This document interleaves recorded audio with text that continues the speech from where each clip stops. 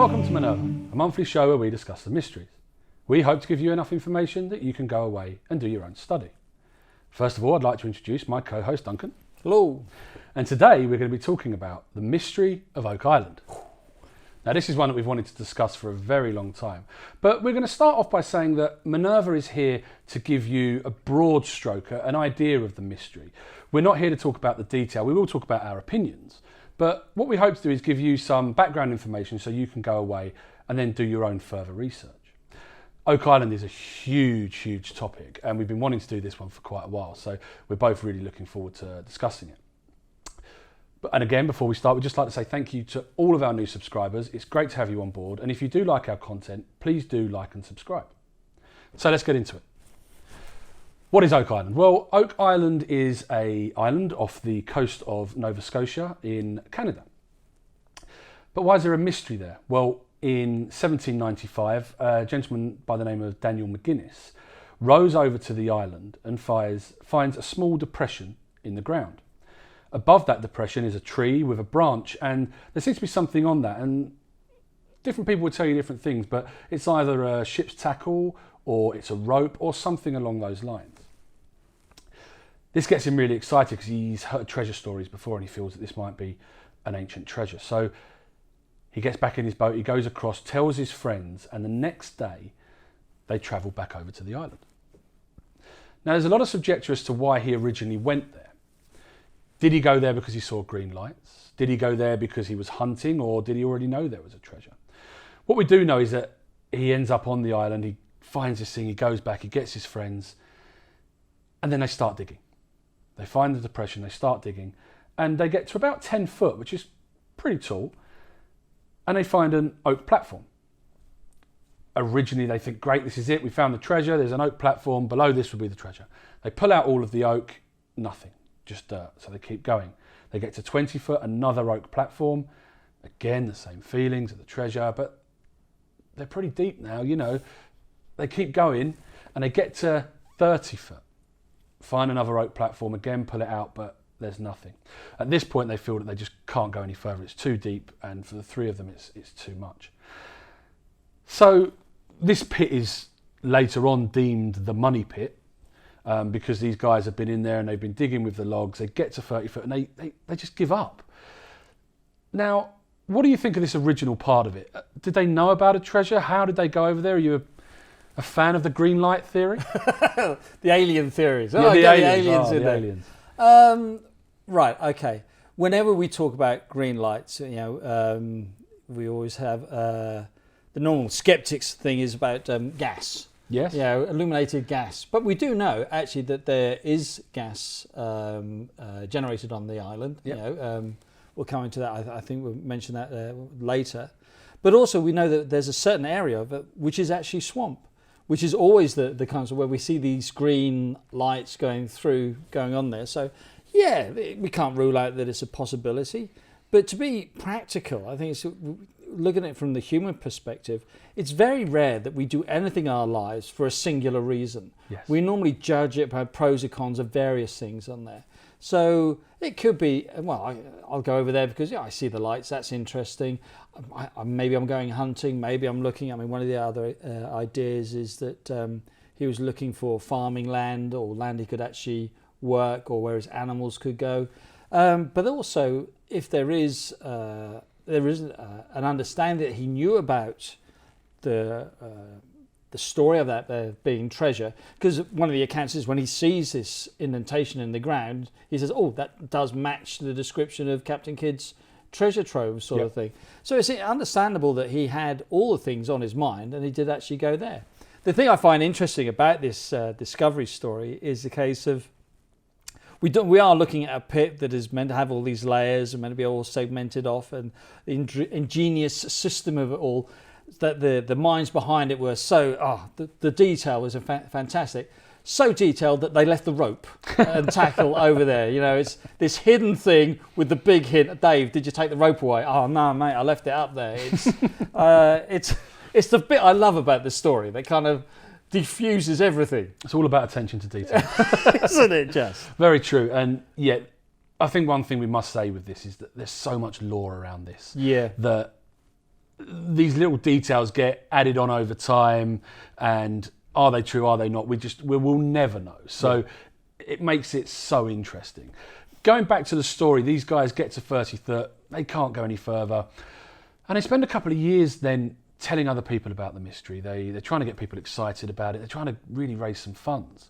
And they form a company called the Oslo Company, who come in and are going to finance this bigger dig. They're going to go and they're going to find the treasure, and everything's going to be great. So they continue 30 foot, 40 foot, 50 foot. Every single 10 foot, they seem to find these oak logs, and they're throwing them out with the dirt until they get to 90. At 90, they find an olive-coloured stone. This has got some inscriptions on it. It's a really, detailed inscription on, but they can't work out what it is. It's some type of glyph. It's runes or some type of language that they just do not understand. So they know it's of importance, and they take the stone and they put the stone. They take the stone up, and they know that they've got to keep digging because they feel this is it. We found something now. It's got to be below. And the story goes that one of the guys gets a big rod, as they would use to try and test the ground, and he puts it down, and all of a sudden he hears a hollow noise, a knocking noise, and he says, "Tomorrow, boys, that's it, the treasure's there." So they go up the tunnel, they go to sleep, and of course they wake up in the morning, and as everybody knows with the mystery, the pit is filled with water, up to around 30 feet, something like that. Now, a couple of questions for you. First, we've got to discuss whether or not this stone exists. Okay. And then tell us about the flood tunnels. I know, there's a third one. There's this guy and the pole and the thing. I'm sorry. If it was you and I, even if we were only working by candlelight, we've been digging for this thing for years. We're looking for this treasure, and we get a rod, and we tap it, and apparently we've struck wood. There's something there. You're telling me no matter what time of night, we'd go, well, we'll come back tomorrow and we'll dig that up. I'm sorry, I do not get that at all. I mean, I would have a candle strapped to my head down there to get in that last bit. I would not be going, I could do with a good night's sleep. It's just, that part of the story doesn't ring true to me. It rings so much as we hear, I know we're going to cover the other tales later, but it seems bits get added when there's quite a substantial discovery, when either money is running out, yes, or they feel like we have to justify why we keep doing this. And we got really close once. So that part of the story that I ain't going to skip over, I don't quite accept. The stone, I know, for a skeptic, I actually believe did exist. Oh, okay. Purely because, we know that when it was brought up, I think it was one of the three, he took it to his house, and wasn't it put in a mantle? Yeah, I think it was Smith, one of the original three. He took it and later on installs it as part of his fireplace, and he would then welcome people in to view it, other treasure hunters as they would come onto the island later on in the story. He would invite them in to see if they could work it out and to look at it. So I think there's pretty good provenance for it, but obviously the stone is now missing. Yeah. But isn't there a translation? What's the famous translation? So on the stone, one person has come up with a very famous translation, which is 40 foot below, 2 million pounds are buried. I think it's so nice of them that this ancient stone, they put it into a currency for us. It's 2 million pounds. It's not so many doubloons or so much weight of gold in treasure. No, it's 2 million pounds, lads. Just a bit further. I'm sorry.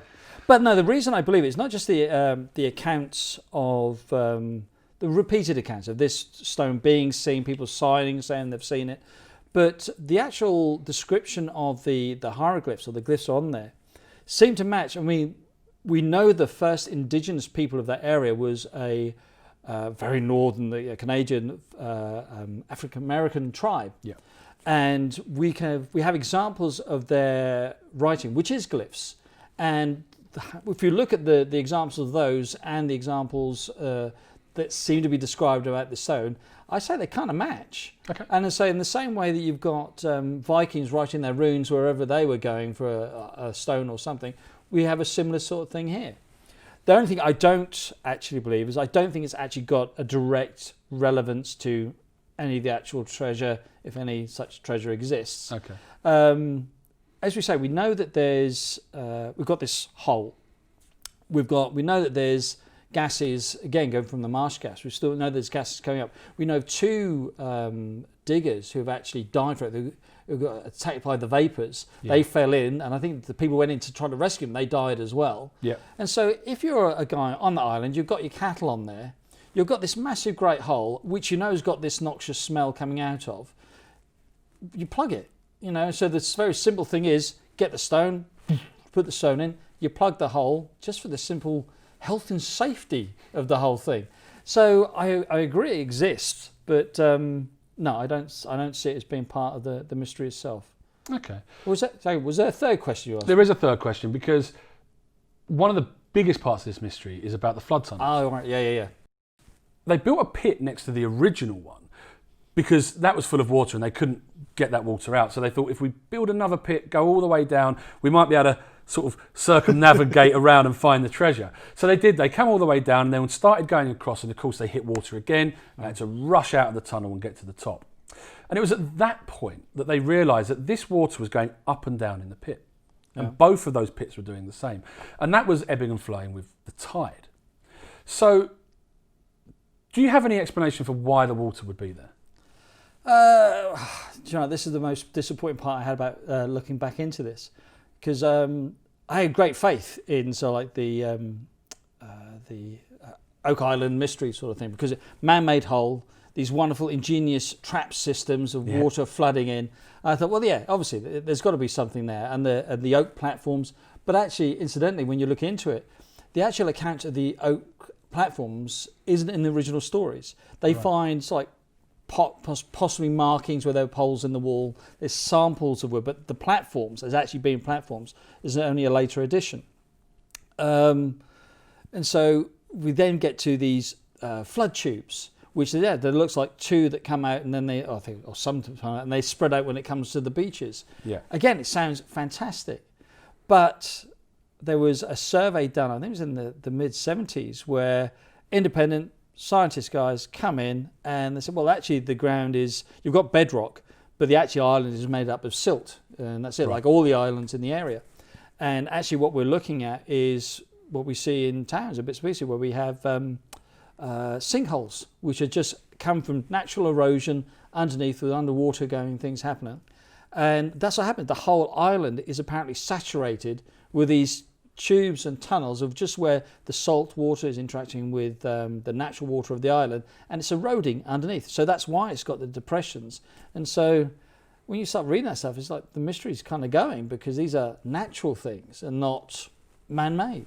Or apparently, that's one of the theories. Yeah, and I find the French or these kind of flood tunnels really interesting. One of the things that they do, and going back to your point on it being natural, is that they say that the mystery goes that these were built and then they put coconut fibre on the top of them as an ingenious system of stopping things blocking them over the years. Because this treasure was, they obviously designed it to sit there for a long time if they were building these tunnels. That's not indigenous to the local area, and that's something that I find pretty interesting about the whole mystery. Yeah, where do these things come from? How do they? Why are they finding coconut fibres there? And was this done by engineers? Was this done by the Knights Templar? Who was this done by? These are all. They had to get in there somewhere, don't they? Oh, we have to get the Knights Templar in there somewhere, as always.